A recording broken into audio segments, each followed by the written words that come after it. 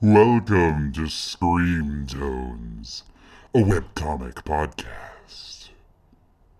Today we are talking about villains and how to make an effective villain in your story. So stick around!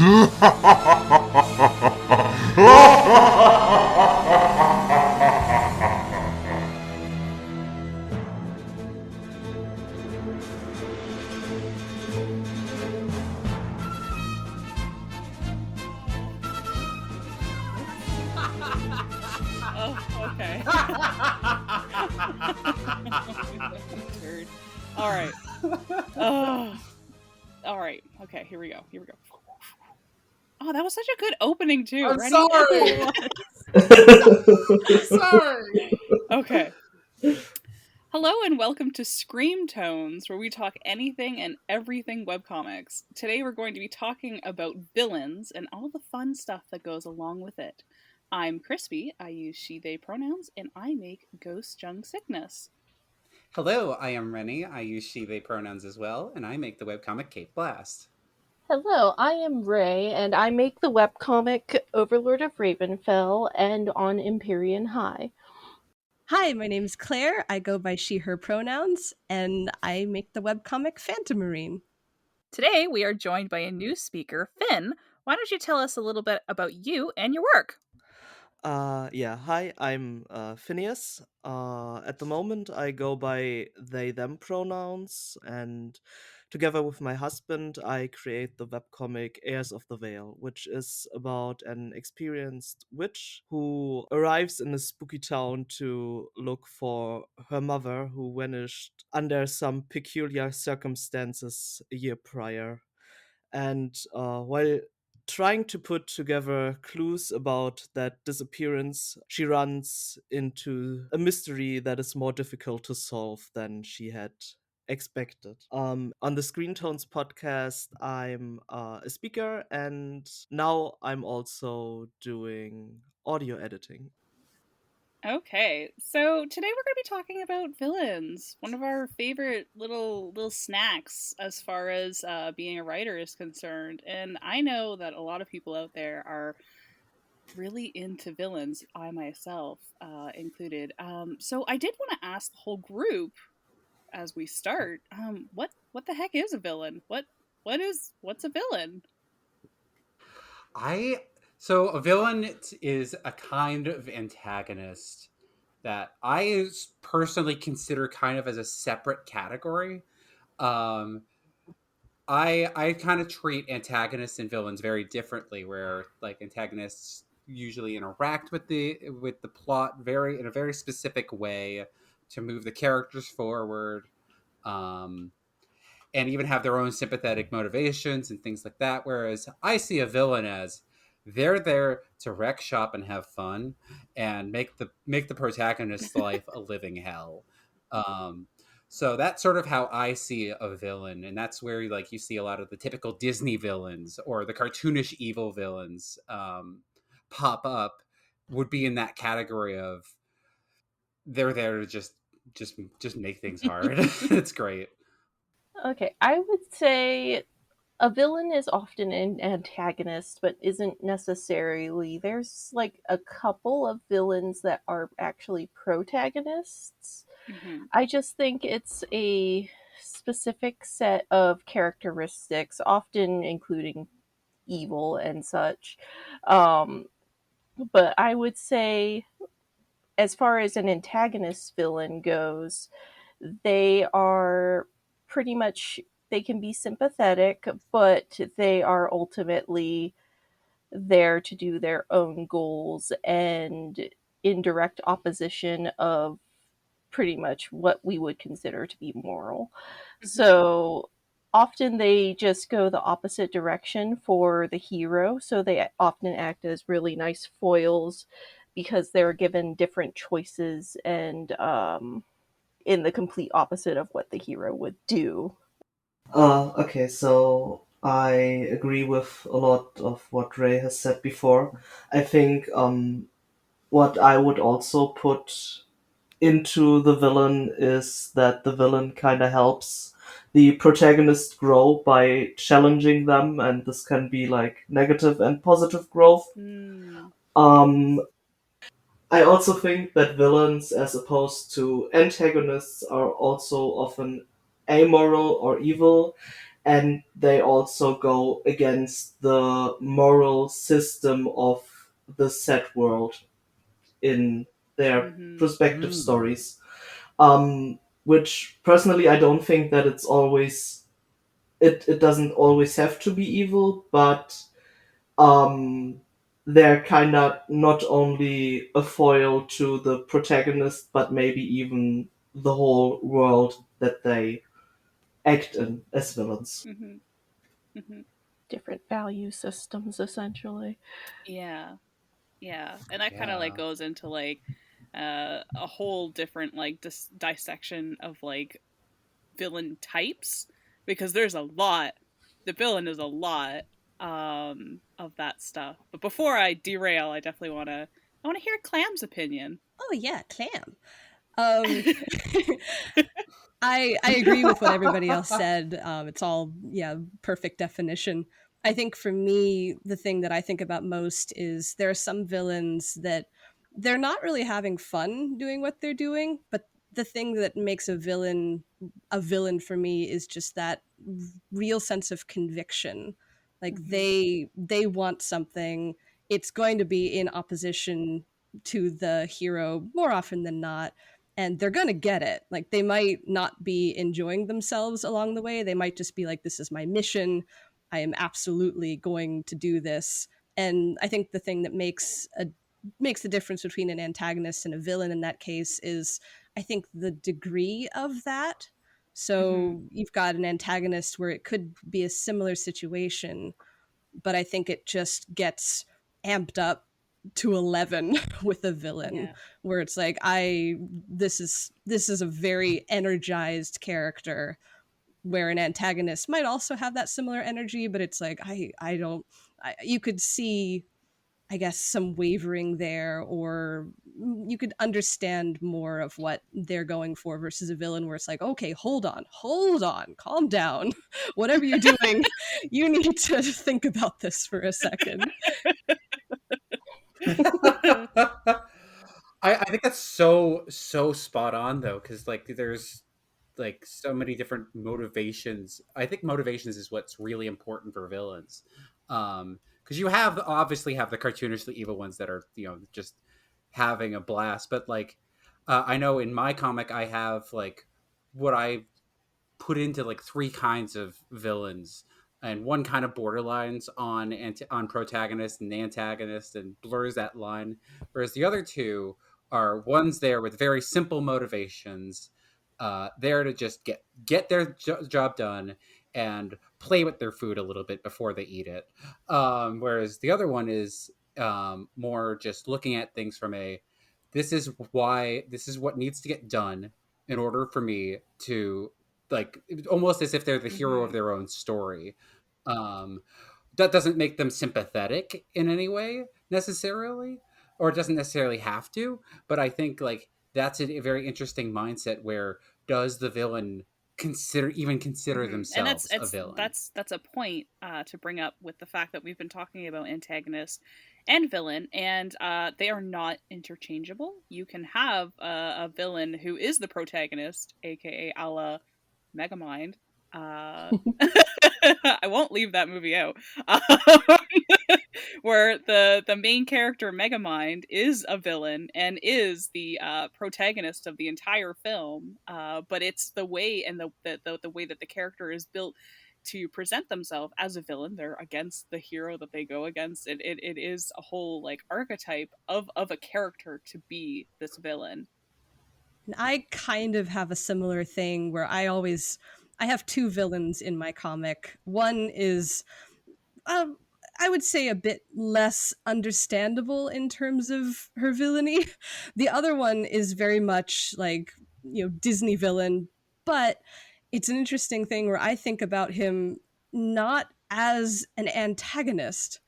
Mm-hmm. He's still a villain, but he is an antagonist to a certain point, but then things might shift around where it's like maybe we're fighting for the same thing in different ways. Mm. Mm-hmm. Yeah, like I think one of the fun things about trying to classify villains is pulling out the old D&D alignment chart and trying to categorize them. Like what kind of villain are they? So there's lawful evil, neutral evil, and chaotic evil. Now, lawful evil, they operate within the systems that are set in their society. And it's not always morally right, but it's often, acceptable to the society with what they get away with. Mm-hmm. Then there's the neutral evil, which is often the go in there and get it done for their own purposes. They don't consider the moralness of it. And then there's chaotic evil, which is the let's go in and have fun and just cause as much damage as possible. Mm-hmm. I did actually have a follow up on that though, where how when you see that alignment chart, everyone just generally thinks like the evil bar at the bottom. Okay, that's all villains. But what happens when your villain kind of creeps up into the neutral line? That's probably Mm-hmm. when they become more of a sympathetic villain, I think. So, what defines a sympathetic villain to y'all? For me, it's if they could be the hero if they didn't have that line that they crossed essentially. So they could be a hero, but they made a choice along the way to go way too far beyond what a lot of people consider to be moral. I kind of again have to agree with Ray. I think the point that they could be the hero, but at some point cross the line, is a very strong one. Um, Thinking about it, I also believe that a sympathetic villain often also has like this chance of getting redeemed. Mm-hmm. Like you feel that there might be a turning point where this villain might not be a villain anymore in the future. So because they're relatable to some degree. Yeah. No, that's a really good point about the relatability, though. A lot of like really good defined villains kind of hinge on the believability to the audience when they have these like um, whole kind of spiels about themselves that they're going against the protagonist with or the hero or what have you. What makes it believable as an audience that you do care for their plight regardless of them being the bastard that they could be or somebody who has that other side to them. What to you all kind of makes them believable in that sense? What makes a believable, sympathetic villain? I think for me, if the backstory, if their whole history makes sense to me in terms of like this is obviously why you've turned out the way that you have. Like I Mm-hmm. can look at you and be like, yes, I can draw a line between A and B and C, and then all the way down the line to your eventual descent into villainy. Like it all makes sense to me where I can kind of map it out.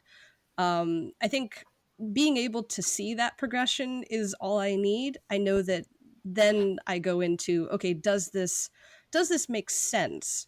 Like is this Mm-hmm. something where if this character had a little bit more moral conviction in one area or another, would they have avoided this? Like Mm-hmm. if this is a character that's been so down on their luck for their entire life, and then another character would just be like, it's okay, everything's going to be fine because they're super positive, but then this one character is like, nope, nope, it's not okay, I hate this, and then wants to destroy the world.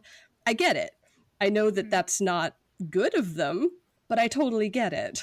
So it's something where there is often that dividing line where it comes down to, I guess, the character's baseline personality, which determines whether or not they go down one path or another. And I like sympathetic villains to a point. I think there's some where it works better than others, where I'm like, I totally get it. I don't condone it, but I get it. There's some where I'm just like, this makes no sense. Like, there's a certain point where it Yeah. seems like it went too far, and I Yeah. think that comes down to writing problems as well. Sometimes it's not just the character.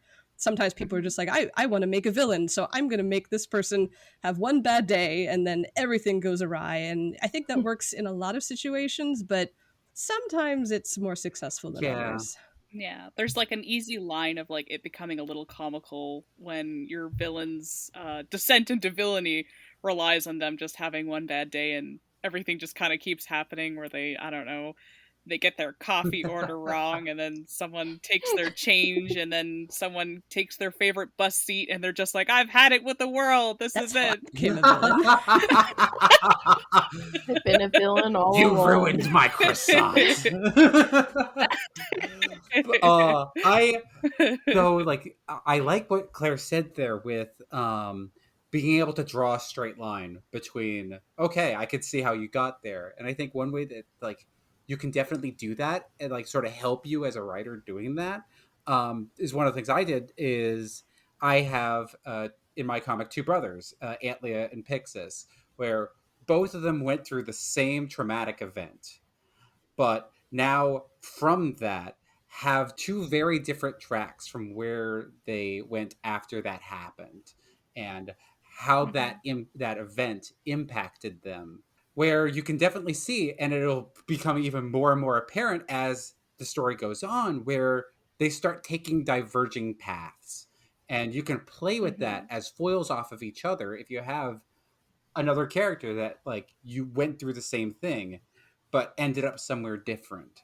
And that's something that you can easily play with without necessarily having to show the entire backstory, because I think one of the things that is a very tricky thing to play, especially in a comic, especially with webcomics taking so long to make, is taking that time to flesh out the entire traumatic event that happened to them, because that can take a lot of time to do right, while there's other ways you can show the effects of an event while still moving the story forward in a way that makes sense to you and being able to finish the story within 10, 20 years or however long it takes to make comics. I think that's the advantage of having the type of character that is a villain, though, is that you have an antagonist, which I said before is not interchangeable with the word villain. So you can have somebody who is, like I said, the antagonist, and you can have them have these pasts explained and their choices kind of mapped out for the character, or the reader to understand, and I guess the characters too, to be like, okay, so now this is making sense, the story is making sense, let's progress. But with villains, you don't necessarily have to have that either, because there's so many different types of them too. You can have a cartoonishly evil villain that just wants to cause chaos just because, and that's okay, but it is always in the way that you do it that makes it interesting and effective for the readers to give a heck about who they are. And I think like the key about that is that they have to be entertaining. I think that if you want a villain that stands out, that is memorable, there has to be that edge or that facet that is entertaining for the reader to remember. I guess their performance in all of it. I do agree that villains need to be entertaining. My favorite combination is probably, the I will cause problems on purpose, but also be really, really incompetent at it. Mm. I mean, that's how Rosin came about, because he wants to be a villain, but he really sucks at it. Although I do have a few other like villains in there, mainly one being Ravenfell itself. Mm-hmm. And then, of course, there's the one that's technically a hero, but he acts like a villain, which he falls kind of into the lawful evil category, I suppose. But overall, I just like enjoying villains as long as they're really fun to watch. So that's a good point, though. Is like bringing out the villains that you have in your story. One being a protagonist with Rosin. Um, since we're all here being creators in webcomics, I wanted to know a little bit more about why you chose the villains that you did writing your story. Um, yeah, that's a very good question. Personally, the character was not even a villain in the first place. Oh. She basically developed in that role while we developed the story. We noticed that she kind of took up a more antagonistic role and kind of inspired by villains in JoJo's Bizarre Adventure. We made her a little bit more over the top. So she became more of a villain, actually. But I think in that case, as a character, she would not really consider herself a villain. She would rather consider herself the protagonist of her own story. Hmm. Mm. And same with you, Claire. Oh gosh. I do surprise people by saying that I did not originally have any villains in Phantom Marine. Um and people say like how could it possibly be that way? I don't know what I was thinking because I love villains. I've always loved villains, so it makes perfect sense for me to have one, at the very least one, if not two. But I it came about because I was asking questions about the world, and I was like, how did the world get the way that it is? And from those questions, I realized there's a single entity that caused this, or maybe two, once I got a little bit further into the story. And I realized like this is a good opportunity for me to have a force of nature, I guess, that can oppose almost everybody in a very interesting way, because my villain is an ocean god as well as a death god. So that kind of applies to everybody in a world that's, islands, and there's a lot of ghosts in the water, so it's kind of like an all-encompassing, like, this character cannot be avoided and this character caused everything, but here's an interesting opportunity for, a character that might be sympathetic in some way, might be tragic in some way, might also be just really interesting, because I was just hooked on this idea. It's, everybody talks about webcomics, like, what's the one thing that made you decide to put years and years into a webcomic? And for me, it was when I thought of a villain. I was just like, okay, I have to do this. I absolutely must. And I know that it's a different hook for everybody, but for me, it was just something where I found something that, Cheth encompasses the whole world and the whole feeling of the world. And his story is the story of this comic. Like, as much as the other characters have a part to play, like, he's not a protagonist in a traditional sense, but he is fighting for something that he wants.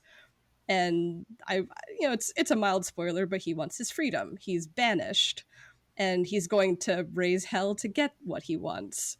And I like the idea of, a villain that is not necessarily like somebody that's going to be redeemed, but just you might understand things from his perspective past a certain point. Like multifaceted. Yeah, very much so. Literally, in my case. I like that a lot. And Rennie, you were talking about earlier with your villains having them kind of come from sort of. Rennie, you were talking about your villains kind of coming from the same. Oh my god! You're fine. What's happening? Oh my god. Rennie, just talk about your cats. Leave all of this in, please. Okay.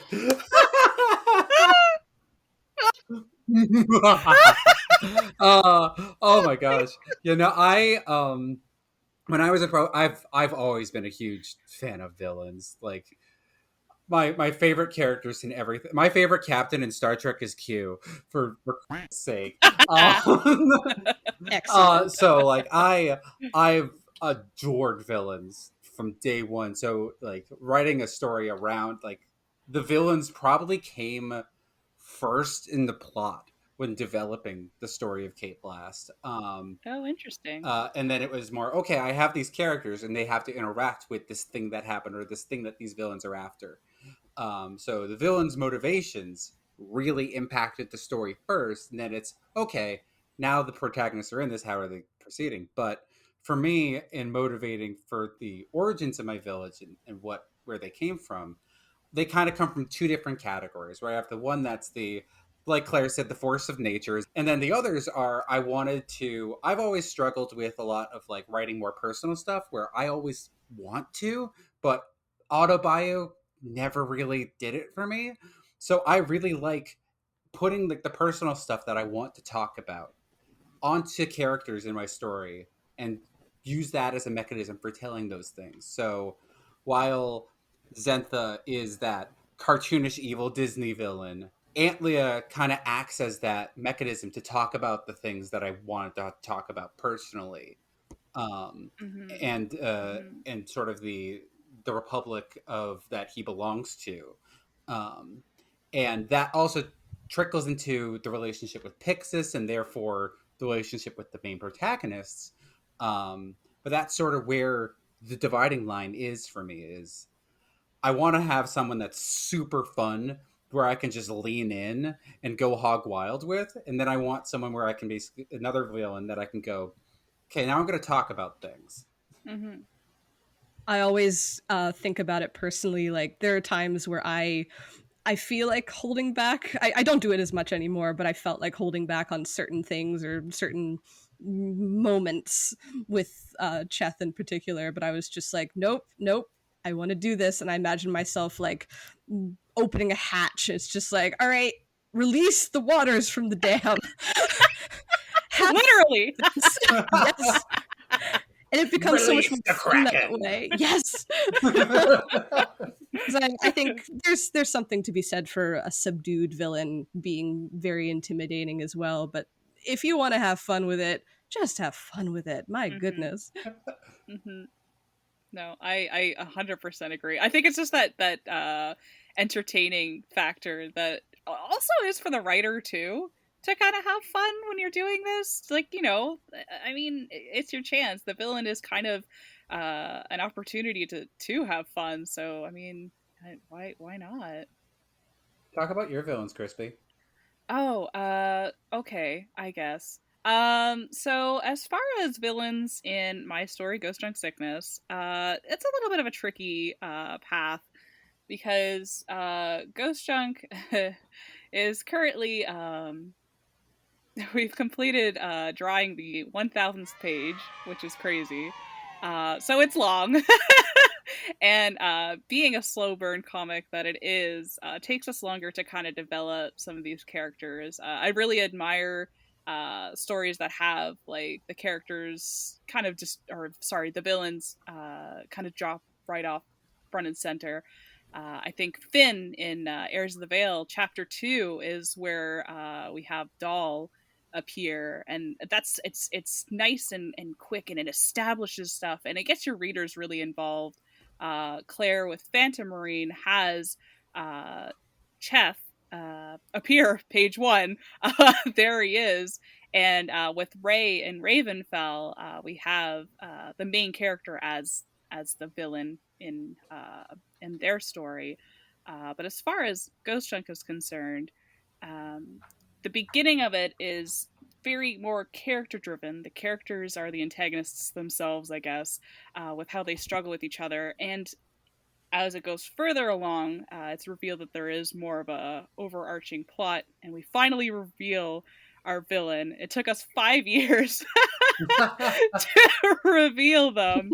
I could not have waited that long. My God. Oh my god! But it's funny talking about webcomic time with such a long run project, because it is. If you say that you're going to be a webcomic, you're going to be spending 5 to 10 years making this. This is just this Mm-hmm. is the reality of what it is. But when we knew writing the story that that was going to happen, it was just like, okay, you know, you had to kind of satiate yourself with I guess treats as a creator to draw them off screen, or to actually put a lot of foreshadowing in to make the reveal all that much more exciting. And rereadability, Ghost Junk Sickness does have a villain, which is the ghost that does appear in chapter 7. I'm so sorry, readers. But another villain, the medium, gets introduced in chapter later than that. And I will definitely say that the reveal is definitely worth the wait. 5 years is a horribly long time, but honestly, when that happened, that was very rewarding as a creator, to really mess with the readers. I'll say it's probably my favorite page of the whole comic. Oh, And I am biased, but I do absolutely love it. When it first dropped, because I had just caught up, and I was just like, oh, I've caught up at a good time. And I think, like, unfortunately, yes, webcomic time is a very long time, but We should make also, an episode on that. I know we should 100%.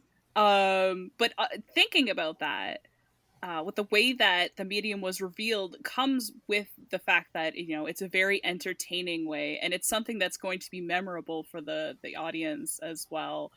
So that's something to keep in mind when you do have your villains to kind of make a splash. I'm looking at you, Chef. I said Chef. Jeff, Beth and Seth and Bethany. Here's looking at you, Chethany. Bethany.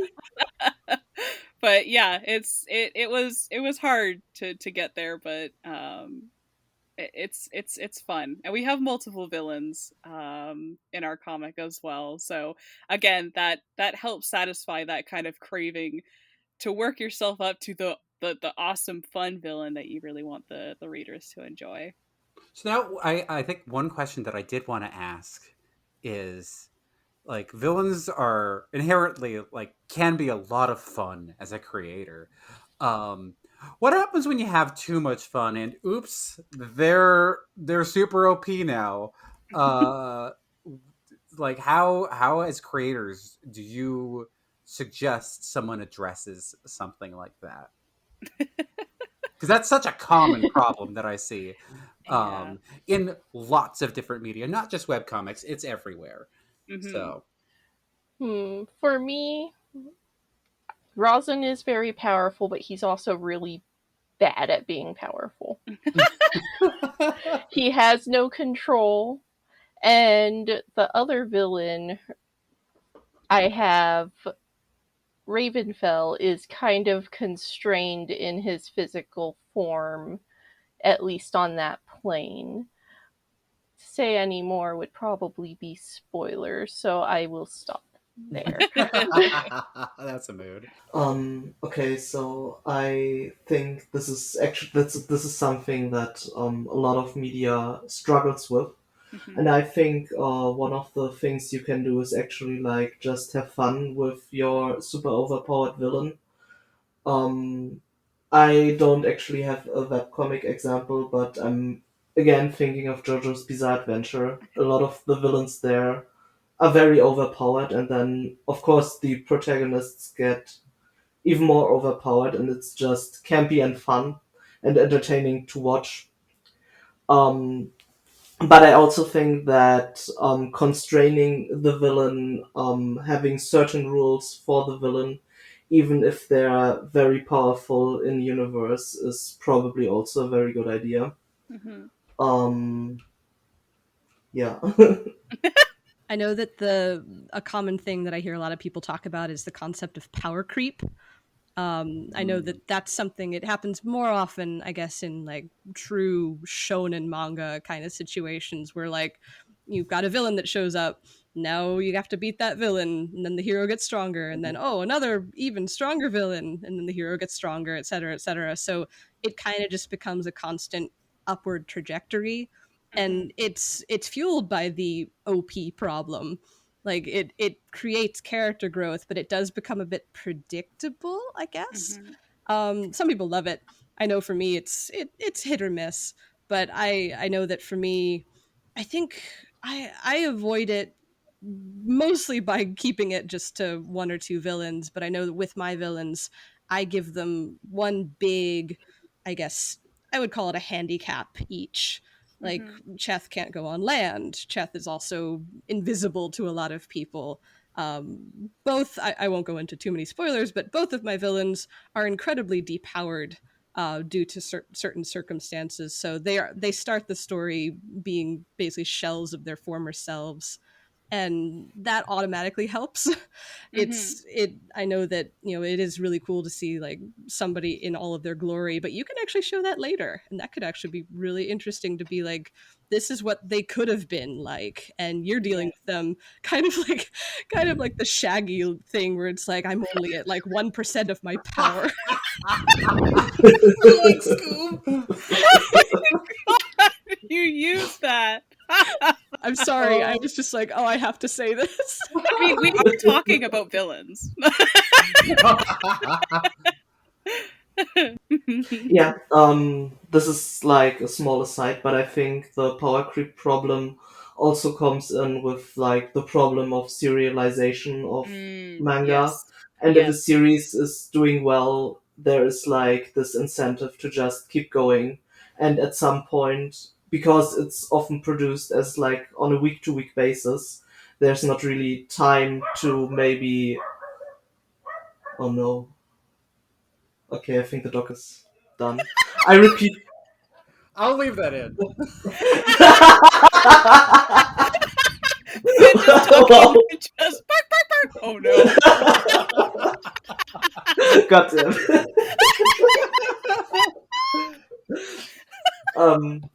Yeah, but I was what I was going to say. Because they are often written and produced on a week to week basis. There often there is no time to go into like complexities. So the easiest way to solve this is to throw in like an even stronger villain that the hero can then rise up to defeat. I think, and we see this like in over in the US, and like at least with Marvel lately, with the whole Avengers thing with Endgame and Infinity War, and just like you see that as sort of the natural conclusion point of where power creep can go, where it's like, okay, the stakes physically cannot get higher than they are right now. um and then I think that sometimes when you get that high of power creep, you can kind of break things where like, okay, the only way they can fix this is to break things. I'm not going to go into Infinity War or Endgame Oh, spoilers, like but retcon yeah, things. and like, and Yeah. or like I really, or like you see this in a bunch of stories where they're like, okay, well, this is broken, well, let's just do time shenanigans to fix it. And it's Mhm. like, Mhm. at that point, like, unless it's like a key part of the story, like Back to the Future, time shenanigans make sense. Yeah. If you have a time travel comic in general, it makes sense to have time shenanigans be a part of the solution. But Mhm. in other stories, it's like, if your power creep has gotten to the point where the only way to fix it is that, then um then you got then there's some serious issues that you have to look at and address. And that's not to say that you still can't have time stuff play a role, but it can't be the role. Yeah, um I definitely agree. I think it needs to be established in yes. the world building. And one interesting thing that Clam brought up was the fact that she said that she had the world and then didn't have a villain, and then it was just like, oh well, if this world exists, I'm gonna need a character to kind of suit this role as the villain or an antagonist or whatever, the driving force against the characters that are going through it. And that's really interesting because with that tactic you're already setting the rules of the world. And I think that like when creating a villain that has the potential to be like, oh, it's cosmic power, sort of like Genie from Aladdin. they had a rule check. They had some kind of grounds that they were like, okay, this character is going to be unlimited in their power, but there's still going to be a drawback. There's still going to be something that kind of grounds them so that as a reader you still have that believability that they're not just this forever growing powerful thing that's kind of hard to relate to. Yeah, it's definitely helpful to have some way to nerf them, uh, or at least give them, like, if they're going to be extremely powerful, give them an extremely obvious weakness, not necessarily an easy weakness to exploit, but one that's like, okay, like they are definitely as powerful, but they have an Achilles heel Yeah, that to a degree, to a I degree, think. but yeah. I think it's just really good to set up those worldly rules that you have Mm-hmm. and kind of work with it that way. As far as villains and superpower kind of thing is Yeah. concerned, because even talking about what happened with your example with Marvel, and then I'm thinking of Dragon Ball Z, where I mean, it's literally just power creep the The show anime. slash comic. Um, but they already established rules before where it's just like characters can die, they go to hell, they can come back. There's sensu beans that bring them back to full health so that they can literally keep beating the crap out of each other. So as a reader, you're like, okay, what's next? Let's keep going stronger. They have those rules, so that's just where they're gonna go. I think one subset of villain that really intrigues me in almost every case I see them in is the kind of villain that could absolutely obliterate everyone and everything with like a snap of the finger, but doesn't. And why don't Mm, they do that? And, could they have done it at some point and they just didn't? Or have they lost the ability? I I have a soft spot for characters where you're just like, oh gosh, they could win this in a second, but yeah. they don't because either they want to have fun or they want to give them a sporting chance, like they're a chess master and they're just like, it's your move now. It's like, oh, Hmm. okay, I don't know what I'm gonna do, but I'll try. I Yeah. think that's a very interesting kind of villain for me. I I love agree. those. I Yeah. agree. Like the Lord of Nightmares and Slayers, she just has is on a completely different plane of existence. So her thought process is completely different from what everyone is used to, which is why she's described as pure chaos. Hmm. Hmm. Yeah, though it's interesting though that a lot of the examples that we've all brought up here are like not really in webcomics. And one of the things that, like, thinking about webcomics and villains is you don't actually see a whole lot of like the pure like Disney villain or close to that in a lot of webcomics. Yeah. I wonder why that is. Yeah, just like the villain role in itself. You see a lot of antagonists because that's just natural in a story to have something, some kind of tension with something getting the character not what they want or whatever, depending. But yeah, you're right. Where are the villains? Where did they go? I stole all Wow. of them. Oh, All right, credits roll. yeah. Solve the problem. Claire has them all. I feel like lately there's a lot less pure actual villains in a lot of media, not just webcomics these days. Yes, I So agree. I think it's just might be going with the trends or current preferences of the times. No, I totally agree. Even seeing like some recent films, I'm just like, oh, this was fun, but uh, I don't remember the opposing force or whatever. It wasn't as entertaining as it could have been with that kind of classic insert. Yeah, so what I've been thinking is that when you look back a little bit, villains were often like part of morality tales. Hmm. So you had to have a villain to present a certain moral or to have like an opposing force to a good value. And if you look even farther back, in most cases, it was often like just monsters. So you had Yeah. something that was pure evil, but I think that our ideas and what we write and what we want to read has evolved to a degree where it's not this black and white anymore. So it's kind of getting harder to find like pure villains or Yeah. villains that are just evil. Yeah. I Yeah, that agree. actually, yeah, that's true. Like in the USA, we had the Hays Code and the Comics Code, where it was actually you couldn't have like LGBTQ characters without them being evil or anything, or else you just wouldn't have it to the masses. Mhm. Yeah, it's definitely an interesting subject because I don't think that there's just one answer for why there isn't as many villains in a lot of writing as we are used to from before. But they're definitely interesting points bringing up with that, and I don't know what would be the solution to that. How would people indulge that? Because I know everybody in here is a villain fan, and I know a lot of villain stands in the Ninja Clan. So I'm like, where are my villains? Go back to being completely camp. Have the villain appear like Jareth in a explosion of glitter. Yes.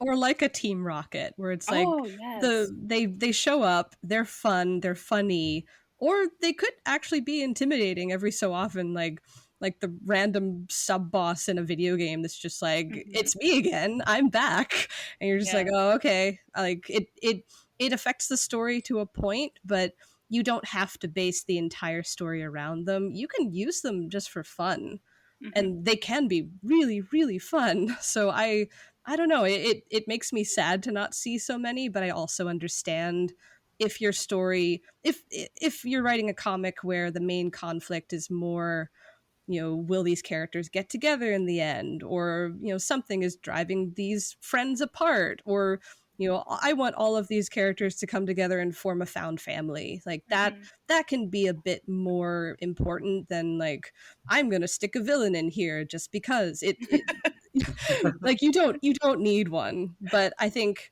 if you can look at your story and say, ask yourself very candidly, would a villain help this, would it hurt it, would it kind of boost it in certain areas, you can choose different, I guess, subsets of villains, Yes. and you can use them to drive the point home in a variety of different ways. And just be like, can a villain make it more fun? Yeah. Okay, adding to Claire's point, I was thinking if sometimes the lack of villains in webcomics is also just due to the limited time. Like, Hmm. as a creator, you have to choose your battles, basically, and you have to really carefully think about what is important for the story and what is important for the characters. And maybe if you're not that much into villains and you're much more into your protagonists, you will probably put a larger focus on your protagonists and kind of not that much of a focus on a villain. Hmm. Hmm. And not every story obviously has to have one. Right. I mean, like we said, it's just there's an absence now of your typical wahaha villain.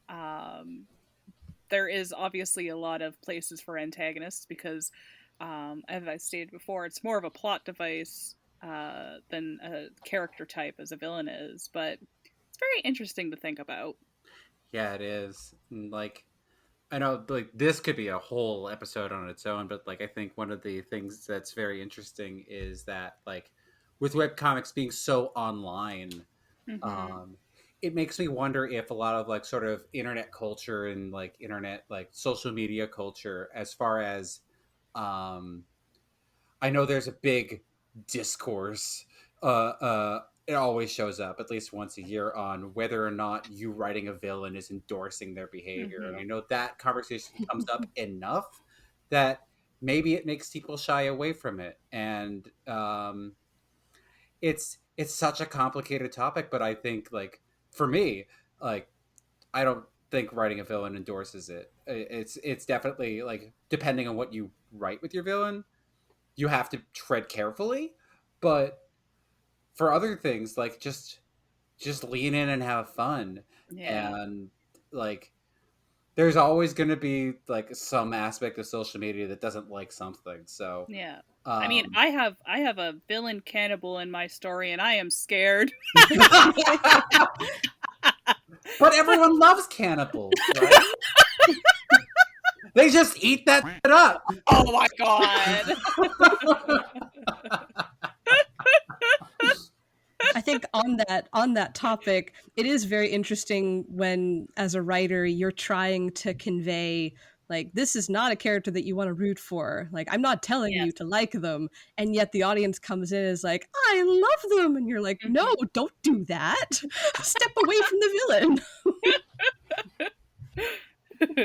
Yeah, in that regard, I've also encountered situations where readers were disappointed in characters that were, in my opinion, obvious villains, but they kinda didn't put two and two together, and basically got mad at the artist that the villain in their story, that is probably a little bit more morally gray, turned out to actually be capable of villainous actions.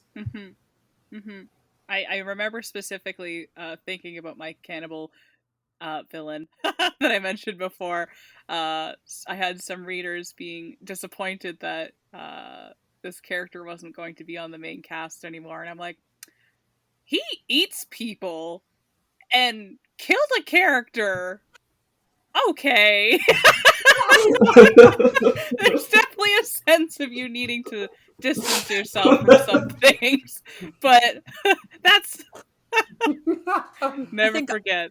I think ultimately, like you can put a character out there, but a lot of it comes down to the audience, and just you kind of have to leave it up to them past a certain point. You can kind of lead them in a certain direction. I know for me, I have two villains. One is infinitely more sympathetic than the other, and the other one almost boosts that sympathy. Yes. And I already know all the backstory and stuff, but I kind of use the other villain to make the other one seem a little bit brighter in comparison. Still not perfect, but to the point where it is a little bit using a character as a device, but I am consciously trying to tell the audience like these are the two that you had to choose from. Which would you have to pick which would you pick if you absolutely had to? Yeah. And that's definitely to say on all of these points that it's 100% okay to have your favorite character as these villains too. Like no shame in any of that if they're just a super villainous person. I mean, like how many people in this world are obsessed with liking the Joker as their main favorite character? Like you can't. Yeah, so there's obviously compelling villains. I mean, like even before with my previous point about my character eating people, I'm just like, yeah, there's also a whole entire show, Hannibal, with he just eats everybody and it's great. He eats the rude. Yeah. So it's just like, I mean, I love villains. I think they're complex. They are multifaceted, and they're a good little character type to throw a wrench in the plans. And when you land and nail a good one, it sticks. It's memorable. So anyway, that wraps it up for today. Thank you so much for listening. I've been your host, Crispy, and you can check out my work at ghostjunksickness.com. I'm Rennie, and you can check out my work at capeblast.com. And I'm Ray, and you can check out my work on Webtoons. I'm Finn, and you can check out my work on heirsofthevale.fairwarcraft.de. And I'm Claire, and you can check out my work at www.phantommarine.com. Okay, let's evil laugh. Oh, wow.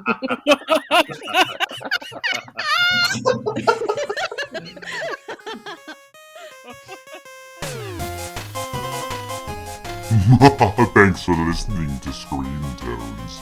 Please subscribe to us on Spotify or wherever you get your podcasts. And follow us on Twitter at ScreenTonesCast.